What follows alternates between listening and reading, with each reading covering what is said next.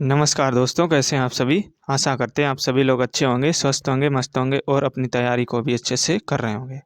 तो हम लोग यहाँ से 25 क्वेश्चन जो कि साइंस के प्रीवियस ईयर होते हैं, उनको यहाँ से हम लोग डिस्कस करते हैं। और ये आने वाले एग्जाम में भी डायरेक्टली क्वेश्चन आपको देखने को मिलेंगे, क्योंकि अभी जो रेलवे के एग्जाम चल रहे हैं वहाँ पे भी यही क्वेश्चन आपको देखने को मिल रहे हैं। तो आइए वीडियो स्टार्ट करते हैं। वीडियो अच्छा लगे तो लाइक ज़रूर करना और चैनल पर नया आए हो तो चैनल को भी सब्सक्राइब कर लेना। तो यहाँ से हमारा 1626 नंबर से क्वेश्चन हो जाएगा कि विश्व एड्स दिवस ये हर साल कब मनाया जाता है। तो विश्व एड्स दिवस ये हम मनाते हैं हम लोग 1 दिसंबर को। तो ऑप्शन ए यहाँ पे इसमें करेक्ट हो जाएगा। तो लोगों में एड्स प्रति जागरूकता फैलाने हेतु प्रति वर्ष 1 दिसंबर को विश्व एड्स दिवस मनाया जाता है। अगला प्रश्न हो जाएगा कि कैंसर के ऊतकों की जांच के लिए क्या किया जाता है। तो कैंसर के ऊतकों की जांच के लिए बायोप्सी की जाती है। तो ऑप्शन ए यहाँ पे इसमें करेक्ट हो जाएगा। तो ये क्वेश्चन कहीं ना कहीं एग्जाम के ही हैं, मोस्ट इम्पोर्टेंट हैं। तो यहाँ से इसके फैक्ट हम लोग देखेंगे कि कैंसर के ऊतकों की जांच बायोप्सी द्वारा किया जाता है। और रेडियोग्राफी एक इमेजिंग तकनीकी है जो एक्सरे का इस्तेमाल किसी ऑब्जेक्ट की आंतरिक संरचना को देखने के लिए करती है। और बायोस्कोपी के द्वारा यह निर्धारित किया जाता है कि शरीर की कोशिकाएं जीवित हैं या नहीं। तो ये हो जाएंगे इसके फैक्ट। बढ़ेंगे अगले प्रश्न की ओर।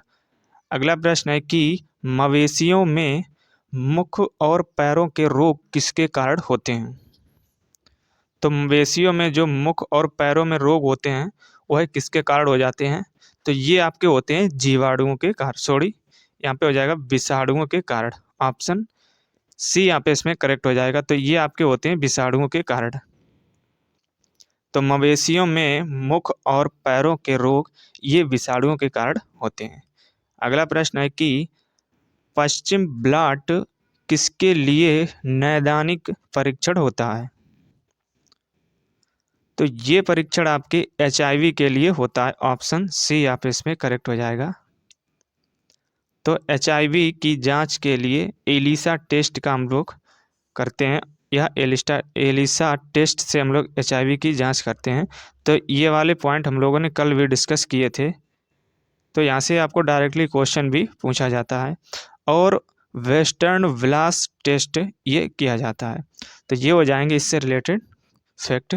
और फ्रेंड्स हमारा इस वीडियो का भी टारगेट है लाइक करने का, और टारगेट जो है 1K सब्सक्राइबर कंप्लीट करने का है। ये टारगेट है न्यू ईयर तक हम लोग 1K सब्सक्राइबर कंप्लीट करने में। तो आप ये सब्सक्राइबर कंप्लीट करने में हेल्प ज़रूर करें। तो वीडियो को लाइक ज़रूर करें आप, और चैनल को भी सब्सक्राइब करें। और अपने यार मित्र दोस्त जो भी हों आपके, वहाँ पे भी इसको शेयर ज़रूर करें, जिससे कि हम लोग एक वन फैमिली की बहुत जल्द बन सकें और आने वाले समय में हम लोग एक बेहतर कंटेंट आपको भी प्रोवाइड कर सकें। तो अगला प्रश्न हो जाएगा कि ट्यूबरकुलोसिस के विरुद्ध मुख्यतः कौन सी वैक्सीन का प्रयोग किया जाता है। तो ये हम लोग करेंगे BCG का। तो ऑप्शन ए यहाँ पे इसमें करेक्ट हो जाएगा। तो आइए हम लोग इसके फैक्ट समझेंगे क्या हो जाएंगे। तो ट्यूबरकुलोसिस को हम लोग कहेंगे तपेदिक रोग भी कहते हैं। ये हिंदी में कहते हैं तपेदिक रोग, और इंग्लिश में कहेंगे ट्यूबरकुलोसिस रोग को सामान्यतः टीबी कहा जाता है। तो ये भी आपको ये 3 नाम यहाँ से स्टार्ट लिख लेना है। और इसे यक्ष्मा रोग भी कहते हैं। तो ये भी आपको स्टार डाल के लिख लेना है। और इसके जीवाणु शरीर के किसी भी भाग को प्रभावित कर सकते हैं, लेकिन सर्वाधिक प्रभाव फेफड़ों पर होता है। और यह एक संक्रामक रोग है जो माइक्रोबैक्टीरियम ट्यूबरक्यूलोसिस नामक जीवाणु से होता है। और ये मुंह से थूकने या थूकते समय या चूमने से प्रसारित होते हैं। और इस रोग से बचाव हेतु बच्चों में BCG, तो इसकी आपको ये फुल फॉर्म जरूर नोट डाउन कर लेनी है, इसका टीका लगाया जाता है। तो BCG का टीका आपके तपेदिक रोग के लिए लगाया जाता है। बढ़ेंगे हम लोग अगले क्वेश्चन की ओर। अगला क्वेश्चन है कि BCG के टीके का इस्तेमाल सामान्यतः किसकी रोकथाम के लिए किया जाता है। तो ये करते हैं हम लोग तपेदिक रोग के लिए। ऑप्शन सी यहाँ पे इसमें करेक्ट हो जाएगा। तो VCG का टीका ये आपके तपेदिक रोग के लिए किया जाता है। अगला प्रश्न है कि तपेदिक किसकी एक बीमारी होती है? तो ये बीमारी आपकी किस में होती है? तो ये फेफड़े में होती है। ऑप्शन ए यहाँ पे इसमें करेक्ट हो जाएगा। या क्वेश्चन ये भी पूछा जा सकता है कि तपेदिक रोग से प्रभावित होने वाला अंग है, तो ये आपका हो जाता है फेफड़े। अगला प्रश्न है कि सिरोसिस रोग शरीर के किस अंग को प्रभावित कर सकता है? तो सिरोसिस बीमारी से आपका प्रभावित होने वाला अंग होता है जिगर, जिसे हम लोग कहेंगे यकृत या लीवर। तो ऑप्शन वी यहाँ पे इसमें करेक्ट हो जाएगा।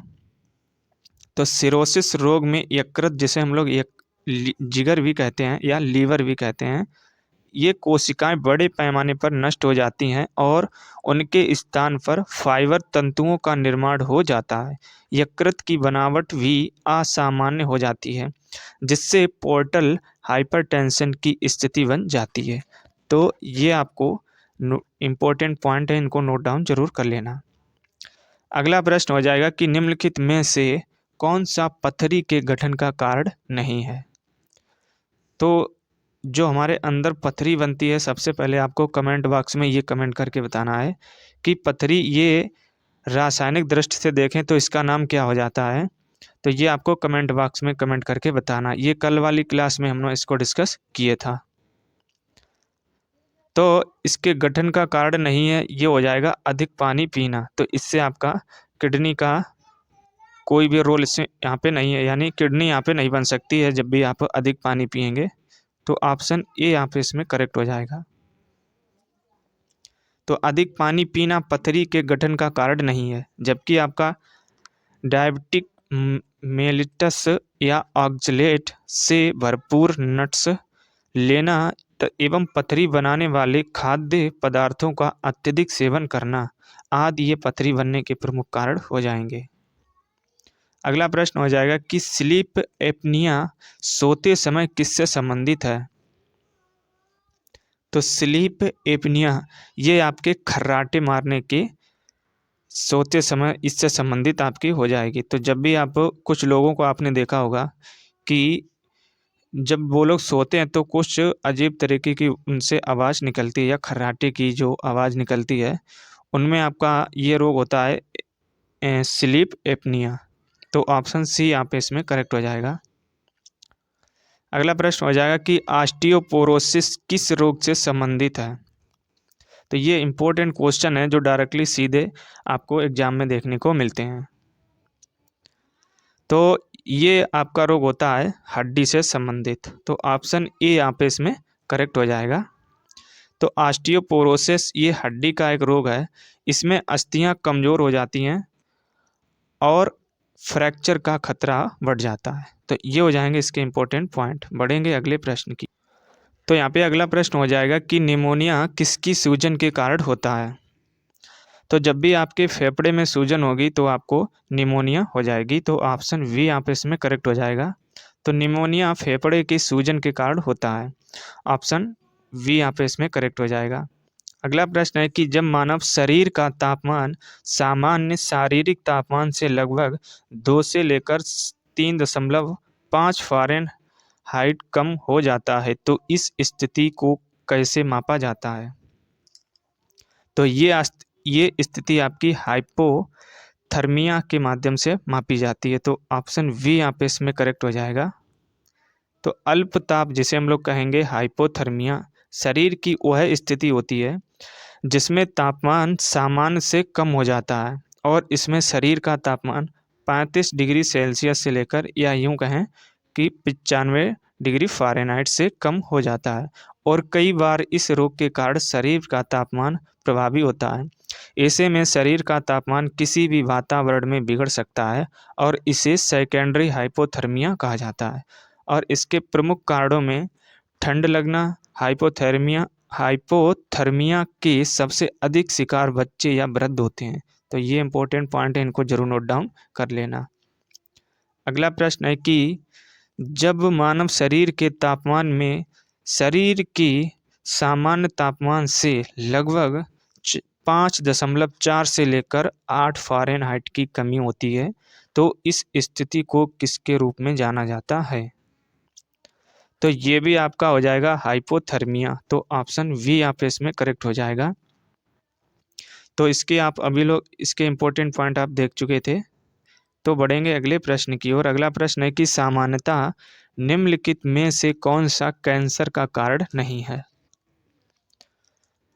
तो पर्यावरणीय कारक ये भी आपका कैंसर का कारण यहाँ पे पूछा गया था, नहीं है, तो ये कारण हो सकता है।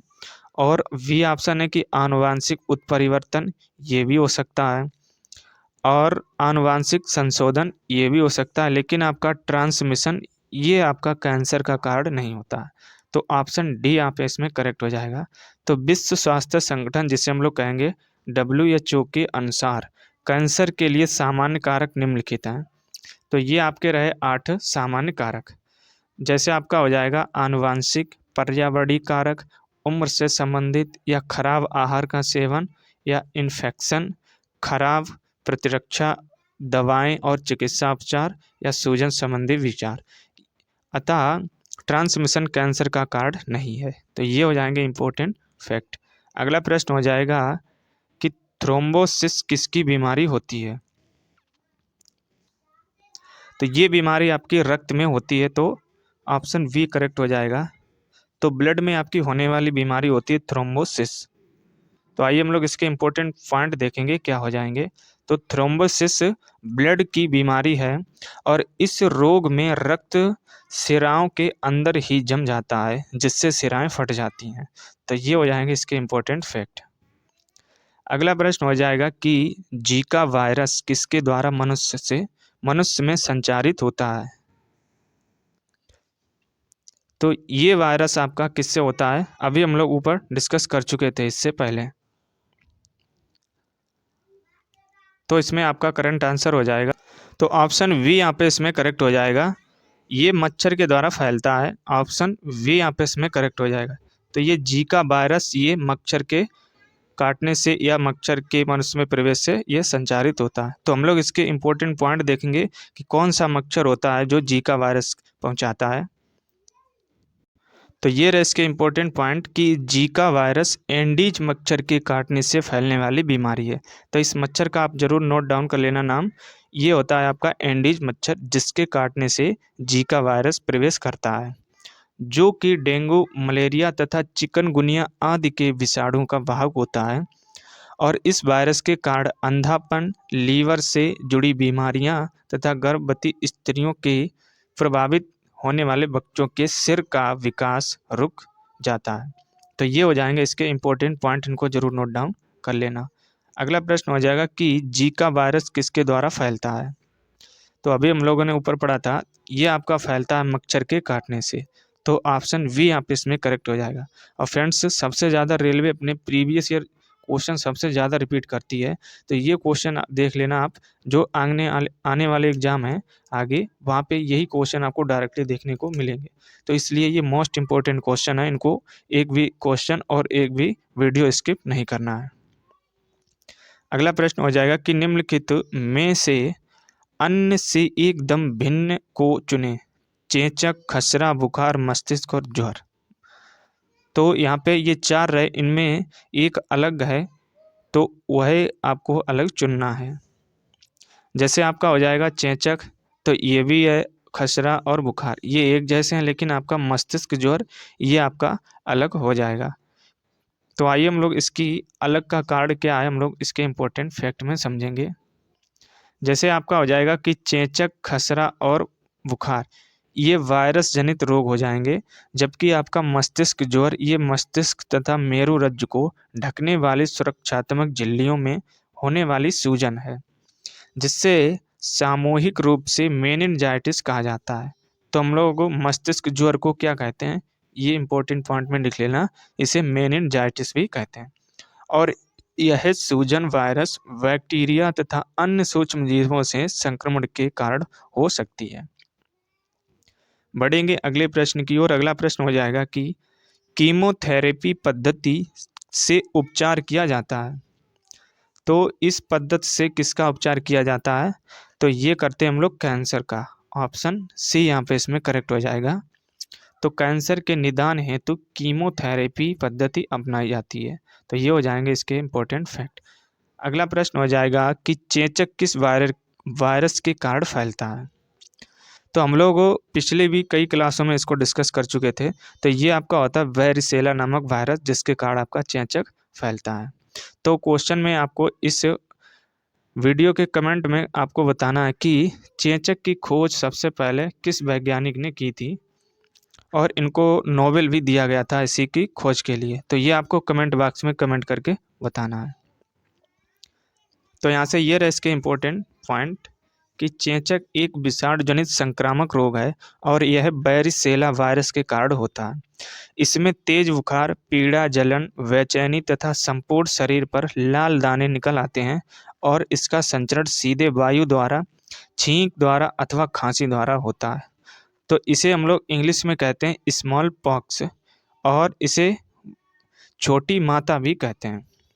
तो ये 3 नाम इनको जरूर नोट डाउन कर लेना। क्वेश्चन में आपका यदि चेचक ना देकर या तो ये लिखा होगा चिकन पॉक्स या इसे कहेंगे स्मॉल पॉक्स, तो ये भी इसके नाम है, इनको भी जरूर नोट डाउन कर लेना। एग्जामिनर किसी प्रकार आपसे पूछ सकता है। अगला प्रश्न हो जाएगा कि OTC दवा क्रोसिन एक किसकी दवा है। तो ये दवा आपकी एक दर्दनाशक एवं ज्वरनाशक होती है।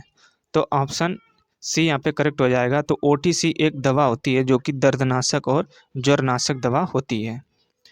तो OTC दवा क्रोसिन एक दर्दनाशक एवं ज्वरनाशक दवा है, और दर्दनाशक दवाएं सिर दर्द, मांसपेशी का दर्द, गठिया या अन्य पीड़ा एवं दर्द को कम करते हैं। OTC दवाई कई प्रकार के दर्द के लिए अच्छी होती है। अगले प्रश्न की ओर बढ़ेंगे। अगला प्रश्न हो जाएगा कि मेलियोडोसिस क्या है। तो ये क्वेश्चन आपका 2016 में यहाँ से कई क्वेश्चन आपके NTPC में पूछे हुए हैं जो मोस्ट इम्पोर्टेंट हैं। तो मेलियोडोसिस ये आपका एक संक्रामक रोग होता है। ऑप्शन सी करेक्ट हो जाएगा।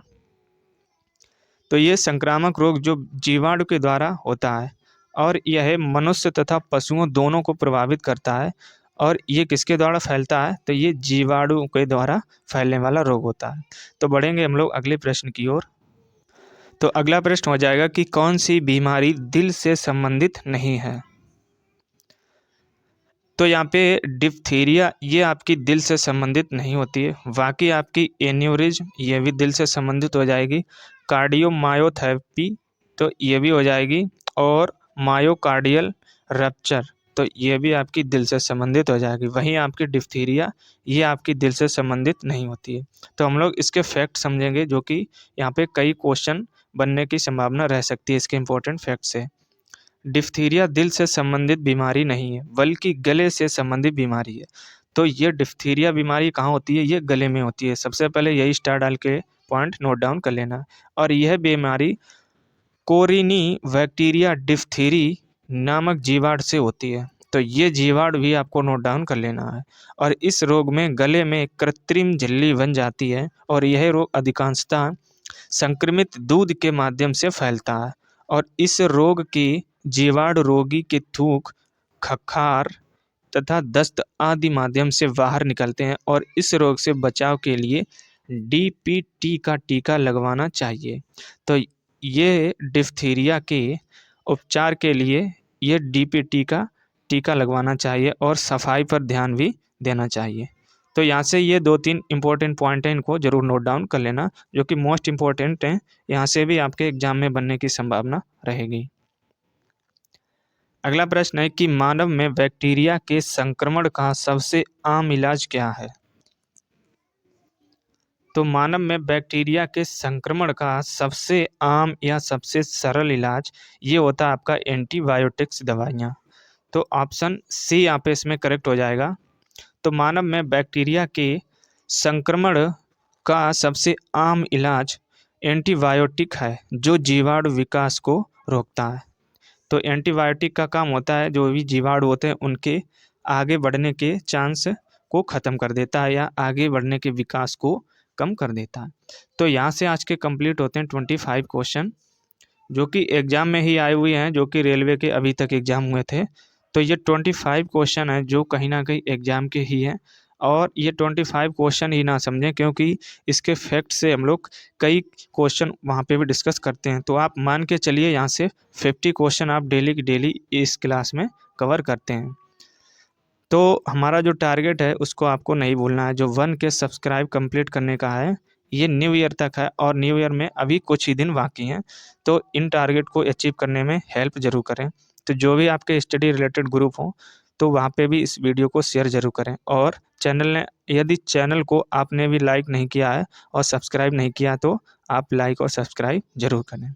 चलिए फिर मिलते हैं हम लोग एक नए वीडियो में। जय हिंद।